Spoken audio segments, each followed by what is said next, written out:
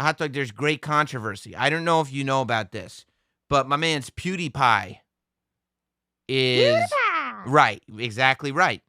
Although I don't think he's done that for years. I think that it's just like that was such a thing when he did it that, like, I think that like the Gen Zers would look at you and be like, he doesn't do that Oh, anymore. Like no. Don't stop. that's a very like millennial pretending that they know what's going on in YouTube culture, but have no idea what's I going know. on. Like you I know don't. all about him. Why don't you? Maybe you just let me teach you. But and plus, it's like also saying I know all about YouTube. I'm all up on PewDiePie. It's like PewDiePie's literally the top single producer of content on the platform. Like he's the most famous one. Like to say that you think you deserve Oh. credit for knowing YouTube because you have heard of PewDiePie is, I mean, it's as boomer as anyone could get. Oh, good for him. He's on the come up. On the come up. On the come up indeed. Yes, so look, here's what's going on. Even somebody that's working at the level of PewDiePie has 109 million subscribers on YouTube. 109 million. Like, that's how he calculates. When I look at videos on my channel to see if people are watching them or not, it's in the thousands. And I mean, if we hit 5 figures, it's like, look at your boy. Look at Sammy Internets. Look at Take old. on me, boys. That's right. Look at old Sammy High Speed. He's doing it again, baby. 5 figures in that view count. Alert the presses. 5-figure Sammy. 5-figure Sammy, baby. Let's make it happen this week. PewDiePie, on the other hand, only works in the millions. Only works in the millions of view counts. Now, because of this, he's on a totally different level. But he does some funny stuff. Like, a while back, he's not the top channel on YouTube. He's the top single person content creator, and I'm sure that there are people that help him, but he's the guy, right? He does his own stuff. He creates content. Like companies might have bigger channels. Like a while back, and this all relates to where we're going, but a while back, this YouTube channel called T-Series, which now has 172 million subscribers or something like that, 170 something million subscribers. Those Indians. Right. They popped up. And it's an Indian it's like a company. Like they do like music and movie trailers and all that stuff. Like it's not just like a couple Indian kids sitting in their room making like PewDiePie videos. It's a totally different deal. But that's the level that PewDiePie is working on. So when PewDiePie realized back in the day that this channel was about to surpass his, which now it's almost doubled his. But when he realized this channel was about to surpass his, he went on the attack, and not like the real attack. Like clearly, this is not the same genre. They're not sharing an audience. Like you're not trying to win people over. It's a goof. It's a joke. But it got a little out of hand. It got a little crazy. The PewDiePie army was just destroying everything the T-Series put up, and they went crazy. It went crazy. The internet goes crazy sometimes. If you recall, Go ahead. The campaign ended with someone committing mass homicide and then shouting out PewDiePie. You remember that? I don't remember that. It was someone. Well, it's not funny, but someone decided to kill a bunch of people, and then he ended the video. We live streamed it, and then he ended the video by saying, "Make sure you subscribe to PewDiePie." Was that PewDiePie's? Was that related to this story specifically, or just something in the legacy of? No. This was because of T-Series. This was during the whole beef, and then PewDiePie had to say, "Hey guys, stop." Well, look, stop doing that. Okay, and that I'm going to go back to that because it's going to relate to where I stand on a lot of this stuff, right? So this channel pops up on YouTube called CoCoMelon, and I'm very familiar with CoCoMelon's content. I'm more familiar, in fact. I've watched a lot more CoCoMelon than I have PewDiePie, and that's no disrespect to Pewdie. But, I got kids in the house, right?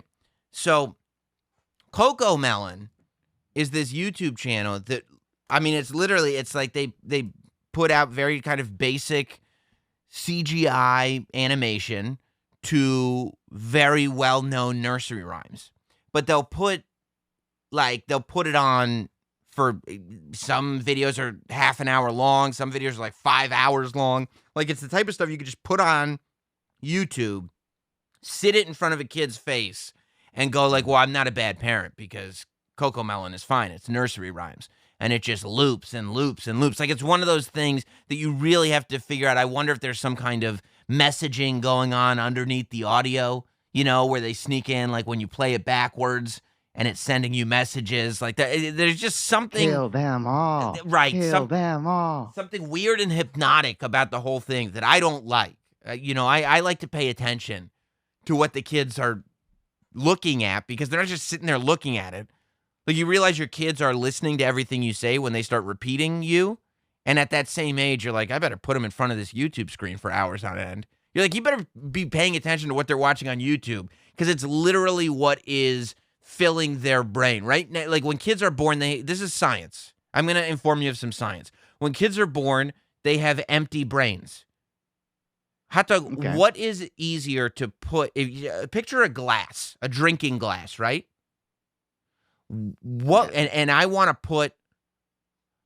put some liquid into the glass. Unzip. What? No, not piss. Like, I mean, like, just it could be just water. It could be something from the fridge. Like, it doesn't have to be that. I mean, I guess it could be. For this example, I mean, it could be. If that's what you wanted, if it's easier to visualize that, it could be that. Okay. Do you think it would be easier, all right, to piss in the glass if it were empty or if it were full of water? I'd like an empty glass of piss, please. Empty, exactly right, because then you can fill it up yourself, right? A kid's brain, when they're born, the brain is empty. So when you're feeding that empty brain information, all of it goes in. That's why when you're an adult, you don't remember anything. Nothing. It all escapes you because your brain's already full of information. You got to start pushing stuff out to put stuff in. There's a finite amount of space up there. That's why you shouldn't be shaking babies when they're that young, because all that information just starts oozing out. And and they teach this in parenting class. No, it's actually much more physiological than that. I mean, what you can. That's how. Well, I mean, physically, terrible things happen to babies when you shake them. You can't. It's not. It's a lot more than information. The great information loss of babies is not what people are worried about at all. But noted. So CoCoMelon is big on the rise, right? And I mean, these kids, PewDiePie getting his 5, 6, 7, 8, 9 million views a video. It's like, that's pretty impressive. But then you start looking at CoCoMelon. CoCoMelon, some of these videos are operating literally, hot dog, in the billions. Billions of views, okay? Like, all of them that they put up are in the tens of millions. Like, if you hit a video and it's only got 7 million views on it, CoCoMelon probably deletes it because they're like, well, this one flopped. This is so embarrassing. This is embarrassing. This is going to destroy our ratio. It's a big flop. We don't want anybody to see it, okay? So PewDiePie realizes that, they're going to surpass him too.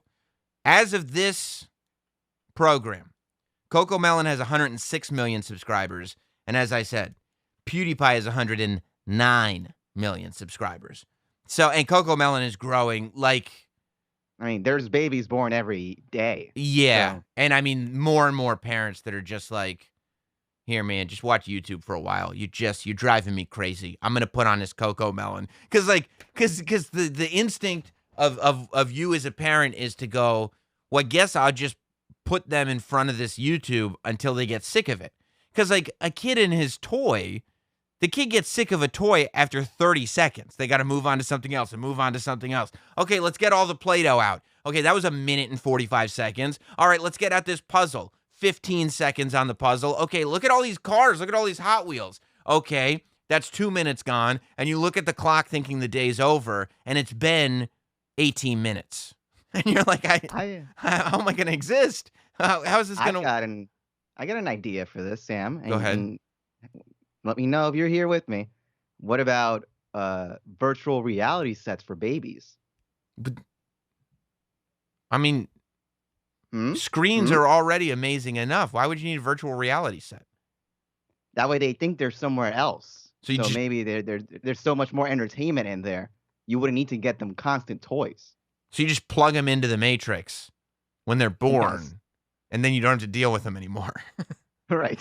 One other way of doing it, like if you want that level of free time, you could just not have kids, right? So Well, it's a voluntary thing. sure. If you want to plug your newborn into virtual reality, maybe just skip step 1 and I mean, don't even work, because you're still gonna have to go through labor.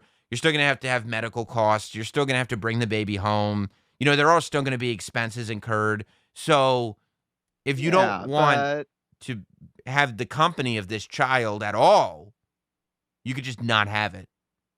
well, maybe it's Valentine's Day and you and Jess want to go out for dinner, and then you connect the babies up to the virtual reality Right. machine, and then in their little heads, mommy and daddy is there, and everything's fine, and you guys they're in their in their cradle, and you guys go have a good I mean, time. babysitters are not overly expensive. Like you can, especially for, you know, even 3 hours as a luxury dinner. It's not, I mean, you're talking about less than $100. But the virtual reality set is a one-time investment. I see. I see. No, it's a great idea. I think it's probably where we'll go next. I think that's a very Yes. good idea.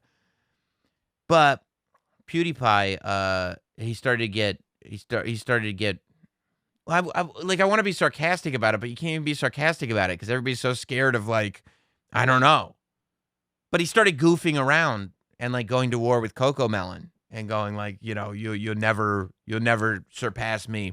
And he put out this video where it's a music video and it's very highly produced.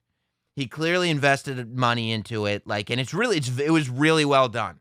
And I watched it. I had to find it on, like, I had to basically download the Tor browser and find it on the dark web because you can't find it on YouTube.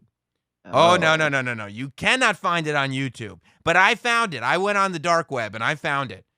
And, like, I had a little chuckle. I was like, oh, that's funny. I get what he did there. And then I kind of moved on, but I was like, is that really as dangerous as you want to get? Because it's a diss track. He put out a diss track to CoCoMelon, which even, on its own is kind of a hilarious thing to do. But CoCoMelon, it's melon. So, like, the logo for CoCoMelon is, it's a watermelon. And so at one point, he dresses up like Patrick Bateman in American Psycho, and he puts on, like, the clear rain jacket over the business suit, Mhm. and he takes, like, an axe, and he chops the watermelon. And, like, I Ooh. mean, it kind of splatters like blood, but it's clearly particles of melon. Like, it's a watermelon. He chopped a watermelon. And then, and there's kids in the video too. And the set looks like a children's television show set. Kind of, he makes it look kind of like it's a kid's YouTube channel. Almost like he was exercising a concept known as parody. Almost like he was exercising parody, right? The kids start cutting up the watermelon too, but when they cut up the watermelon, they're using cardboard weapons that are like like a cardboard sword that's outlined in crayon and like a cardboard dynamite thing. So it looks like, I mean, clearly, obviously, children doing this. Adorable. And I'm going like, yeah. And there are, I don't want to alert anybody, there are curse words in the video. Yeah, yeah, yeah. In front of the children? There's some coarse language, yeah, in the video. But I mean, even in the video, like, it's so funny when you watch this thing. PewDiePie knows what could happen with this. So he even left, like, little moments in the video where he's making, like, an angry face at the kid. And then he purposely leaves in where he breaks character and laughs because he's having a good time making a silly video with the kid. Like, he leaves that shot Mhm. in as if to say, you understand that this is a joke, right? You get that this is not serious, right? And I'm like, yeah, I mean, you don't have to treat me like I'm an idiot. I understand it. So he puts out this video. And then the next video that he puts out on his channel right after it is, hey, I'm just so you know, like, I considered that video, the music video that I put out, the finale of my meme beef. He kept saying it was a meme. He kept saying this is the finale of the thing with CoCoMelon, and it's all a joke, and it must be so painful for him to have to sit there and have to literally explain something so clearly obvious. Like It he's sounds like it would have been a throwaway bit on Comedy Central at any point for any show. you could have seen But it, yes, Comedy Central, SNL, like it would fit right in. It was very well produced. It was funny. It was like, but there was nothing about it. Like I would show it to my parents, and they go, "Oh, that was funny." Like everybody would go, like, "Oh yeah, that's funny. That's cute. That's, it's a parody. Like it's kind of at one point he throws in, an insult to my favorite rapper Tekashi 6ix9ine, which that's funny to just be making a diss record about CoCoMelon, and then for no reason just call Tekashi 6ix9ine a dirty word. That's funny, mhm. So I mean, it's whatever. It's silly, and so he does all this. He makes the video where he completely, blatantly, clearly says, "This is just a joke, and I'm done with it." And then he says, "Because I don't want things to get carried away anymore. I don't want anybody doing anything. I don't want anything bad happening." And it's like how much care do you have to take to make sure that the idiots who are being exposed to your content don't act like idiots? Like, we put so much responsibility on people who create content to make sure that the idiots don't take things the wrong way. And it's like, but those are the idiots. Like, I don't want entertainment that is crafted for an idiot. It makes me feel like the person crafting the entertainment thinks that I'm an idiot. And that's insulting to me. I don't like that. It's bad.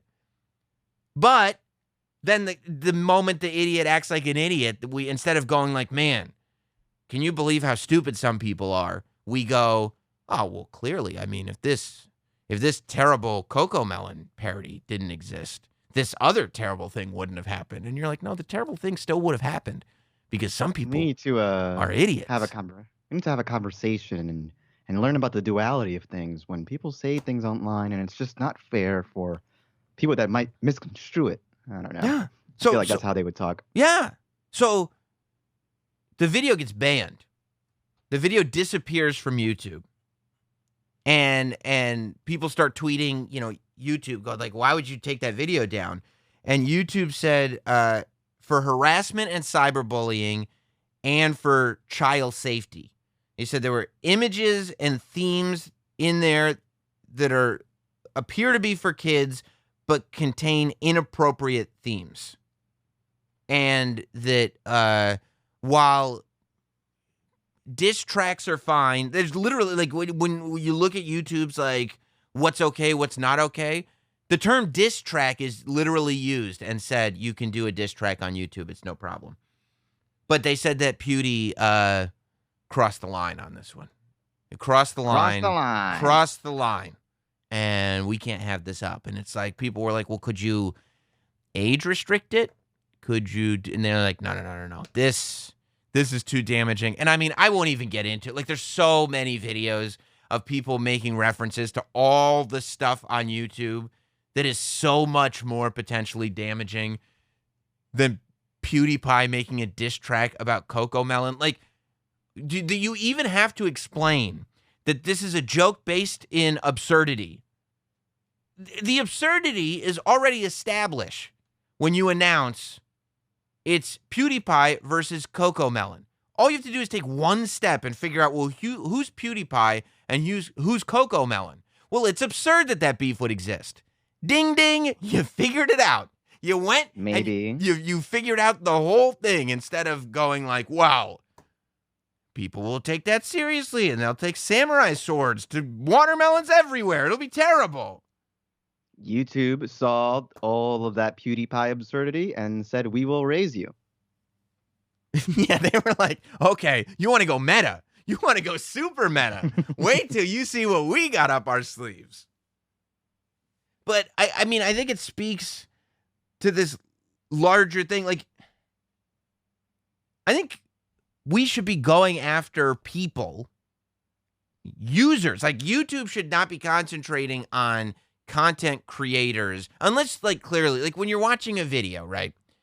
and a content creator is clearly trying to get people to do things that are violent, or trying to attack people, or trying to ruin people, or trying to get people doxxed, or trying like really trying to ruin lives, or trying to destroy a person's career, or when you're actually being destructive, then I'm completely fine with YouTube coming in and destroying you. If you're being destructive for the sake of destruction, and then YouTube's like, well, then we'll just destroy you. I don't know. The argument, you can't argue, well, I should be allowed to destroy things. And YouTube's like, you are, but also we're allowed to destroy things. We just destroyed you. I'm okay with that. I don't know. I mean, I think there's like the lines between trying to like come after someone and physically threatening them and then making a silly diss track. It's kind of blurry. What? You know? What? Yeah. I mean, it's not blurry. When you're watching, there's nothing blurry. The line is actually 2020. It's real clear. It's like, it's not even an iPhone 1 camera. It's an iPhone 12 camera, maybe iPhone 13. It's Retina display clear. I mean, it's like saying, like, where do you draw the line between rhetoric that might cause an insurrection and doing something for the lulz, you know? Where do you draw that line, Sam? Well, I mean, if you're asking me, who do I think is more responsible, PewDiePie or the president? I would say that there would, I mean, if you're really having that conversation, right? We're already having a problem. Like the fact, like PewDiePie, I mean, if we're gonna hold the president to certain standards, we should hold PewDiePie to the same standards. And you're like, well, that's not a logically sound statement at all. We could have a conversation about the president, whether or not he incited. I mean, they're having that conversation. It happened in court. That's a conversation that's happening over here. But like, so, well, you know, maybe we give PewDiePie his time in court, his day in court, and we let them decide. Or you could just watch the video and use common sense and go, let's not cater to morons. Let's not spend all our time catering to morons. Look, what you can do instead is you have access to everything on YouTube. You should, on YouTube, go after users that don't understand satire, that don't understand irony, and that don't understand parody. When you find users that are adults that can't wrap their heads around those three concepts, those users are the ones that you should be like, let's watch out for them. Not the ones that are exercising those concepts. You just mentioned three words I've never heard of before. Yeah, I would never trust you. I would never trust you with your own YouTube channel, Hot Dog. Never. I would watch every comment that you leave on a video. Like I would not sit there and go like, oh, like I would say, here's the problem with PewDiePie's content is it could influence people like Hot Dog to do bad things. And you're like, well, then Hot Dog's the problem.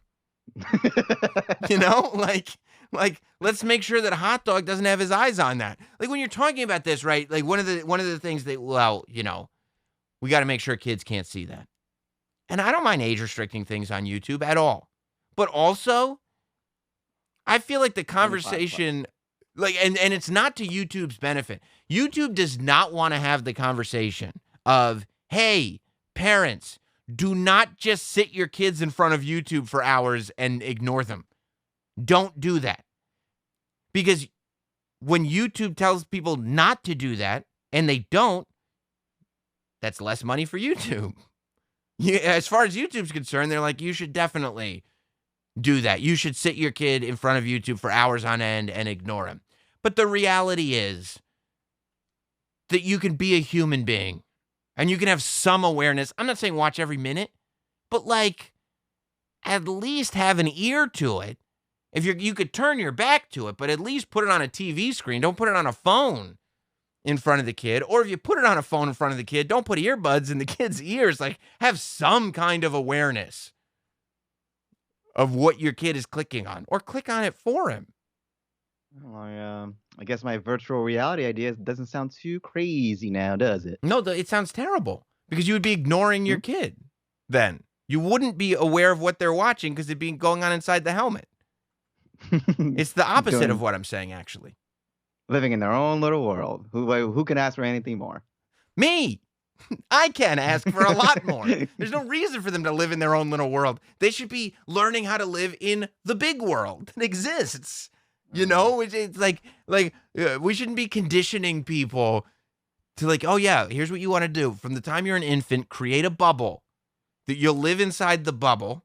You'll create your own echo chamber. And the minute anything disrupts what you've created inside your bubble, understand that that's called injustice. And it's like, that's not true. there's a lot of hate going around with bubbles, as if bubbles aren't comforting. I figured let's just take down this falsehood that we need to get out of our bubbles, and let's just give us the tools we need to make the bubble how we want to make it. Just make the bubbles. Just submit to it, you're saying. Just make the bubbles, and we won't have to worry about any of this. Yeah. But people have to agree then not to leave their bubbles. Like, I won't go into your bubble, but you can't come into mine. Like, you have What to. if your bubble's bigger and I don't like it? Don't be looking at my bubble. Stay in your bubble and you look at whatever you want to do, but do not be if you want to live in your own bubble, that's fine, but do not be coming over here and looking at my bubble. No. I'll be side-eyeing you from my bubble. I'll tell you who they should be looking at on kids' YouTube is, and I've seen a lot of this. Maybe I should start a YouTube series where I point it out, like find other people's videos and point it out, because I'll be watching. Like, I watch what my kids watch. And like I don't mind him watching the Ryan Toys reviews and all that stuff. Like, that stuff's fine. But until he starts campaigning for homicide and genocide, and then you can have a real problem, ain't you, Sam? Well, it's completely separate from what he's watching. Like, I'm going to raise him to not campaign for homicide or genocide in general. That's Ryan said so. Well, I'll be watching Ryan. If he starts like kind of hinting at that a little bit, like even hinting, like just kind of dropping it in here and there, like, oh, look at this new Transformer. Oh, look at the guns on his hands. That's pretty good. Huh? I'll be like, no. I know where he's going. I know where he's going. By the way, this Ryan kid's starting to grow a mustache. I don't know what he's doing buying Transformers. We got to move on to something else. I'll tell you what I don't like on YouTube. What's a little creepy to me is the YouTube kids like toy review type videos, like the kid vlogger things, where it's the parents' video. And more often, like the ones that I've seen, it's the dads that do it more than like the moms that do it. But the dads that basically, they go on, they narrate the whole thing, they point the camera at themselves the whole time. Like, and there are these little moments that you know, oh, this is one of those. Like the kid will be like, me, I want to do this. And the dad will look at him like, what? Like the dad gives this look like, oh, he's stupid. Don't listen to him. And then go back to talking to the audience. I'm like, talk to your kid, man. He's right there. You will never get these moments back. What are you doing? Why are you talking to us in YouTubeville? Talk to your kid. He's right next to you. Like I saw one where they were like outside in the woods and they were going to try, I don't know what they were doing. Like probably try some dump trucks or something in the woods. And this dad is like walking and he's got the camera, and instead of walking and like maybe walking behind the kids, this is how I would do it. I would walk behind the kids so I can keep my eyes on them and point the camera at maybe them as they're walking because it's for kids to watch. But instead, the dad walks in front of the kids and he's pointing the camera at his face the whole time and he's not even looking behind him. Like at one point, you just see the kid kind of like lingering off someplace else. And luckily she decides to turn around and follow her dad. But at one point I'm like, that kid's not following you anymore. Why are you talking to me? Why are you talking to us? And who's paying the bills over here? Is it you? Is it the viewer? Or is it that little kid? Oh, no, it is the viewer. It is. It is the viewer. Yeah. It is like, who am I going to pay attention to? The person who puts food on the table for us or the person who eats it? Right? Yeah, it's really like, it's a problem. There's a lot of it. It's like stage parents, but to the next level. It's parents that kind of always wanted to be famous or wanted to do something or just love the attention. And they realized that, like, there's a big YouTube kids genre and there's a lot of money in it and there's a lot of fame in it. They get a lot of clicks. And then I watch it and I'm like, this is not about the kid at all. Like, you don't see the kid in the video. This is about you. The YouTube kids' videos where it is so clearly about the parent. Oh, they creep me out. They Man, creep me out because it's you're giving me unhealthy. some you're giving me some good ideas. I need to find What? me a little baby. Yeah, have a kid, make YouTube videos, and when you're not filming, just plug him into VR and wait until the Yeah. next shoot. You go edit, plug him into VR for a while. Yeah, dude, it's creepy. Those are the creeps that I'd be looking at. And Not babies are like, I can get Pewdie. like tax credit for babies, right? Yeah, oh yeah, it's a Yeah, dependent. yeah. Yeah, it's a Oh, dependent. Yeah, yeah. fucking awesome. Yeah, Yeah. yeah, yeah. There's very little downside. Yeah. Oh, yeah. Yeah. So that's what's going on with Pewdie. His video it's not coming back. It's going away forever. And they said on YouTube, that's why we only got this one screen of it. They said screenshots are fine, but any re-uploads or any reaction videos, those are getting pulled too. We're not having this video on our platform. And it's like, my God, what is going on? Too hot for YouTube. That's what I'm saying. Like, it really is. And it really is just catering. It's catering to the dumbest among us. It's like, instead of having this conversation where it's like, we have to have a society where people can handle the internet and people can handle content. We have to. They go, let's dumb everything down. Let's design everything until it's just a bland paste that all the dumbest can handle. It's like, all right, well, maybe that's the army we Hey, should all be joining. Maybe we should all be dumbing Mr. down. Mr. Smarty Pants, if you Yeah. want to get some smart entertainment, go Mhm. read a book. YouTube is for us dullards. Maybe you're right. No comment section in the books. There's no toxicity in there. Right? You could write in the margins all you want, but you're not going to rally a whole army of people. Maybe you're right. Except the comment section in the textbooks where they used to write profanities. Oh, Yeah. dude, I got a text. Yeah. Want to hear the grossest thing ever? One time I Mhm. got a textbook, and they passed them out because they would every year at the beginning of the year you'd get the textbook, but they would have the same textbook for years. So like at the end of the year you'd hand your textbook back and it was going to the next person. I want to say it was a math book, but it could have been anything. I got a textbook once, and on the back side of the back cover, on the inside of it, the hard part, Mhm. there was like a greenish brownish smudge on it. And in pen under it, it said, "This is a booger," with an arrow pointing to it. And I was like, oh, God. I was so grossed out. I had to put a piece of tape over it immediately and just left it there forever. I was so disgusted. It was said. Now, isn't that indicative that we always had that in us? Like that. Oh yeah, yeah. yeah. This is not new. This is not new. Yeah. Like there should be. If you look at the comments on this YouTube video right now, I would imagine there are at least 50. This is a booger comments. Yeah, it's gross. It's disgusting.